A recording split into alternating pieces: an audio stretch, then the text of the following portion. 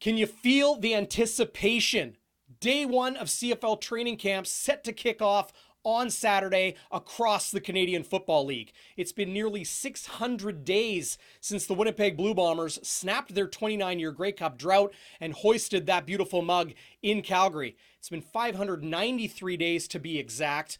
But as we begin day one of CFL training camp and the 7-day quarantine lifted on Friday of all those players who had arrived league-wide in their CFL cities, they had their medicals on Friday. They'll hit the field running on Saturday.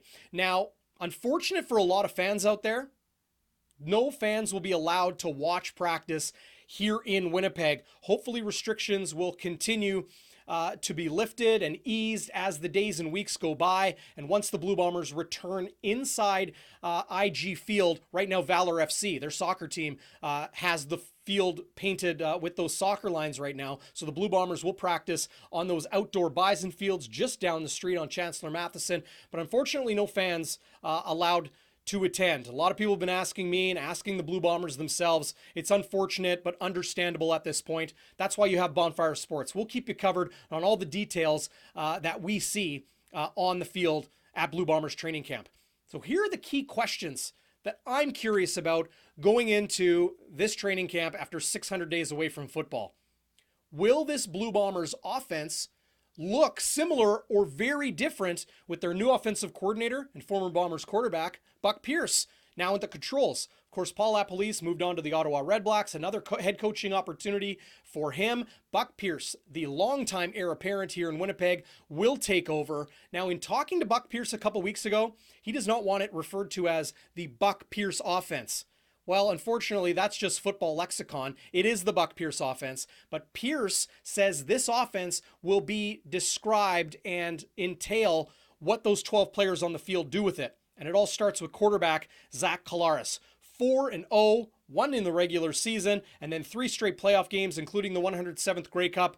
This is a very different quarterback from the one the Blue Bombers have had for the last number of years. I would say even since the likes of Buck Pierce was the starting quarterback. Maybe Joey Elliott, I'm not quite sure. But reality is, Zach Collaros is a legit passing threat. The Blue Bombers have always cut their teeth and really established their identity being two things: physical and violent at the line of scrimmage and at the point of attack. It's with the offensive line.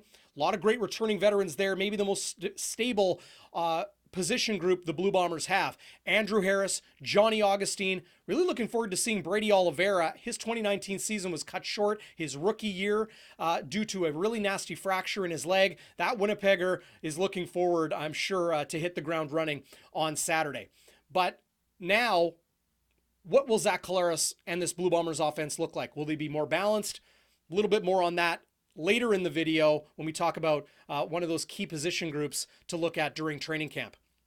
Now, of course, on day one, we're looking at a lot of returning veterans. The Blue Bombers, for what it's worth, really do look and feel the same as they did back in 2019. All those key veterans are back in Harris and Collaros, Adam Bighill and Willie Jefferson, Brandon Alexander in the defensive backfield, Stanley Bryant and Jamarcus Hardrick, as well as Pat Neufeld, Drew Desjardins, and Michael Couture on the offensive line. They got a lot of talent there, and a lot of those returning veterans are going to make everything look and feel very similar. Now, of course, the one that is missing and is not at all the same was one of those critical pieces of this Blue Bombers team over the last number of years, and especially in the Grey Cup, and that's Justin Medlock. Now, I reported coming out of a Mike O'Shea press conference a few weeks ago that Justin Medlock has not officially retired, but he has. Nobody is expecting him to return to the Winnipeg Blue Bombers anytime soon. Mike O'Shea always advises his veteran players, do not officially file your retirement papers because then it's over. But if you just step away from football, hang out on the suspended list or, remain a free agent, you can still have that door open to sign a contract. Chad Rempel, the longtime snapper and CFL veteran, nearly 40 years of age, well, he's no longer in Winnipeg as well. They did not express interest in re-signing the veteran long snapper. Rempel, now a member of the Edmonton Elks and enjoying his social media as he's joking about 40-year-old knees still getting the job done. He's going to have a chip on his shoulder after the Bombers decided to move on from him. Winnipeg signed Mike Benson, a Winnipeg native, a veteran of the CFL, time with the BC Lions most recently. So they have stability and a veteran piece at long snapper there. But the big question is the rookie, a 2020 draft pick out of Western, and that is Mark Leggio. He's a 3-tool kicker, kickoffs, punts, and place kicking on field goals. There's going to be a lot of eyes on him, especially in the early going here. But the Blue Bombers, in my opinion, did something very smart. They did not bring in another kicker for Leggio to compete with. It's his job. They're going to give it to him to keep his confidence high. Let him know, just go out there and be yourself. Kyle Walters said it clearly. We want Mark to be Mark. We don't want Mark to try to be Justin Medlock. I don't think anybody out there in the entire Canadian Football League could be Justin Medlock, even if they wished and hoped and tried. So Mark Leggio, it's his job right now. And of course, we're going to be watching closely to see how the rookie out of Western does after a phenomenal career in U Sports.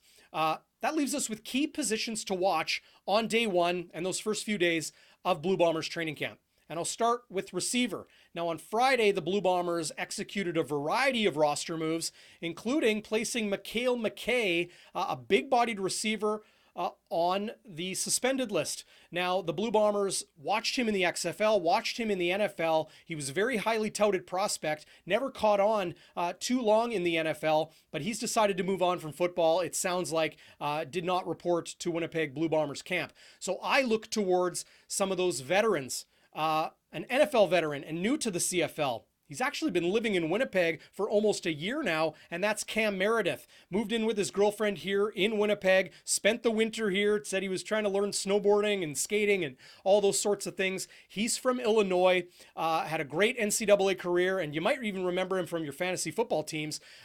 Cam Meredith, time with the Chicago Bears, and also played alongside Adam Bighill with the New Orleans Saints. So him and Bighill have been keeping in good contact, and Bighill helping Cam Meredith, acclimate himself to a new country and to a new city here in Winnipeg. He's a big-bodied receiver. I'm looking forward to seeing him. I'm also looking forward to seeing a Canadian rookie, a 2020 draft pick, another big body receiver in Brendan O'Leary Orange.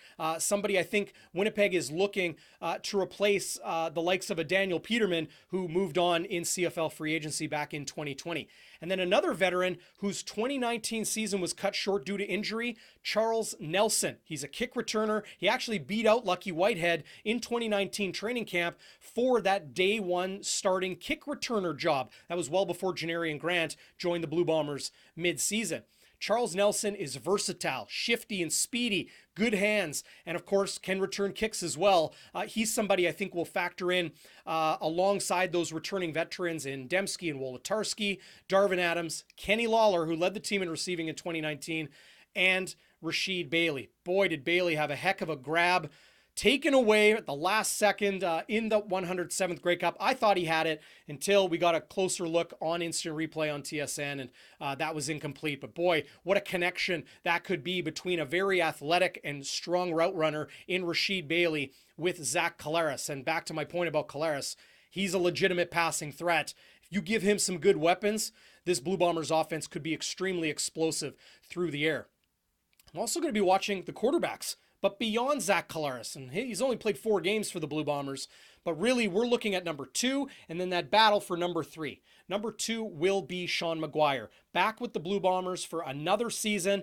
And you talk to people in the organization, they're extremely high on Sean McGuire. Has a great physical tool set. I've even heard comparisons of his, maybe not the exact throwing motion, but a lot of the same physical tools and arm strength to BC Lions quarterback Michael Riley, and former MOP and Grey Cup champion in this league. I'm not saying that Sean McGuire is going to be Michael Riley, but I would like to see a lot of him in training camp. Of course, with no preseason in 2021, training camp is really going to be the only time we're going to see that battle for number 2 and number 3 quarterback spots in Winnipeg. The other two battling for number 3 in the Blue Bombers quarterback stable are Dalton Sneed and Drew Brown. Now, Dalton Sneed threw for a heckload of yards and touchdowns in the NCAA, playing in the FCS in Division I at the University of Montana. That is the alma mater of Calgary Stampeders head coach Dave Dickenson. He played in the Big Sky Conference, and you look at a lot of the quarterbacks that have come to Canada, played in the CFL, and found success. Many of them have come out of that Big Sky Conference. So Danny McManus saw something in Dalton Sneed. Maybe we'll see something from him once training camp begins. Drew Brown, as I mentioned, he played some time at Oklahoma State most recently, and the University of Hawaii. Also a very dangerous arm on him, and I think he's a little bit more of a speedier player, and was voted his team's captain, so he's got some leadership qualities there as well. So we'll watch Drew Brown, Dalton Sneed, and of course Sean McGuire behind Zach Collaros in the Blue Bombers quarterback stable. Let's move on to the one position group I see as the biggest spot for competition in Blue Bombers training camp. It's not really much of a surprise. Defensive back. Now, we know the veterans that are returning: Nick Taylor, Mercy Maston, Brandon Alexander at safety. Those are very solidifying pieces. I look towards a player that seized a starting job at the weak side cornerback spot in 2019, and that's Mike Jones. Now, you might remember Mike Jones' name, because when Andrew Harris didn't have the ball in his hands and the Ticats run offense, Mike Jones was all over the field in that 107th Grey Cup and really showed what he's capable of at the highest level in the Canadian Football League in that Grey Cup game. I expect him to really compete for that spot vacated by Winston Rose at the boundary boundary cornerback spot. And then I look at another veteran, Josh Johnson, bit of a journeyman in the CFL, most recently with Edmonton. He's extremely versatile. He's big and physical. I expect Josh Johnson to compete as well, because you lose Winston Rose, still a member of the Cincinnati Bengals, and you lose Marcus Sayles to the Minnesota Vikings. He's now signed a 3-year contract with the BC Lions. They're going to have to find a rookie to step in alongside veteran Josh Johnson for 2 of those spots that were vacated. Mercy Maston, I don't know if I forgot to mention him. He is very likely going to be the dime back, or as some of you like to refer, the strong side linebacker or Sam spot.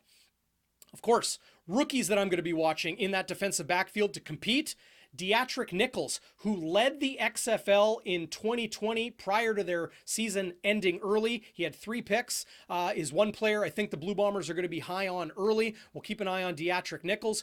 Ranthony Tashada, another XFL expat, is going to compete at defensive back. And a bit of a dark horse here, but one I'm very curious to see, is Sam Williams. Big body at 6'2" and over 200 pounds.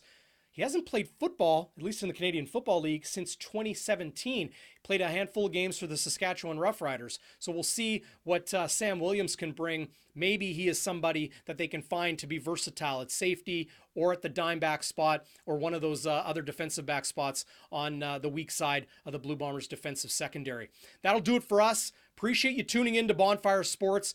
Hit subscribe, ring that bell. You'll be alerted immediately when we have new content up, and we'll keep you locked on Blue Bombers training camp and breaking news across the CFL right here on Bonfire Sports. Thanks for tuning in. We'll see you soon.